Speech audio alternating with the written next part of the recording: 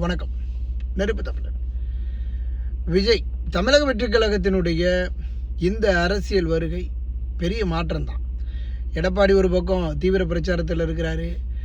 முதலமைச்சர் ஸ்டாலின் தீவிர பிரச்சாரத்துக்கு போய் உடல்நிலை சரியில்லாமல் மருத்துவமனையில் இருக்கிறாரு. மருத்துவமனையில் இருந்தே இப்போ பிரச்சாரத்தை பண்ணிக்கிட்டு இருக்கிறாரு. இப்படியெல்லாம் இதற்கெல்லாம் மிக முக்கிய காரணம் விஜய் அவர்களினுடைய வருகை தான். தமிழக வெற்றிக் கழகம் உண்மையிலேயே ஒரு பெரிய ஒரு வெற்றி கழகமாக மாறப்போகுதோ இல்லையோ, இங்கே ஒரு பெரிய கழகத்தை ஏற்படுத்தியிருக்கு அரசியலில் அப்படின்னு சொல்லலாம்.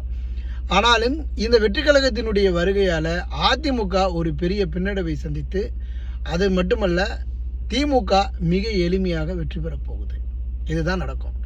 வெற்றி கழகம் எந்த பக்கம் நிற்குதோ, வெற்றி கழகம் ஒருவேளை அதிமுக பக்கம் நிற்கும்போது அதிமுகவினுடைய வெற்றி உறுதி செய்யப்படும். ஆனால் அங்கே யார் முதலமைச்சருங்கிற ஒரு பஞ்சாயத்து இருக்குது. அதனால் தமிழக வெற்றிக் கழகம் தனித்தன்மையாக இருக்கும்போதும் ஒரு பெரிய வாக்கு வங்கியை பெறும். 10-15% வாக்குகளை சராசரியாக பெறும். இந்த 10-15% வாக்குகள் பெறுவது எந்த வாக்குகளை அள்ளுனா அதிமுகவினுடைய வாக்குகளையும் ஒரு 2-3% நாம் தமிழர் கட்சியினுடைய வாக்குகளையும் அள்ளிக்கிட்டு வரும்.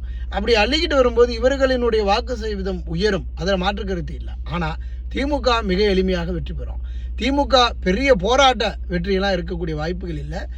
தமிழக வெற்றிக் கழகம் தனித்தன்மையாக தனித்தன்மையாக தேர்தலில் களம் காணும்போது திமுகவினுடைய வெற்றி உறுதி செய்யப்படும். அப்போ விஜயினுடைய அரசியல் வருகை முதலமைச்சர் மு.க. ஸ்டாலினை மீண்டும் முதலமைச்சர் ஆக்குவது தாங்கிறது தான் உண்மை. அப்படிங்கிறது தான் இன்றைய நடைமுறை அரசியலினுடைய ஒரு முக்கிய ஒரு விடயம்.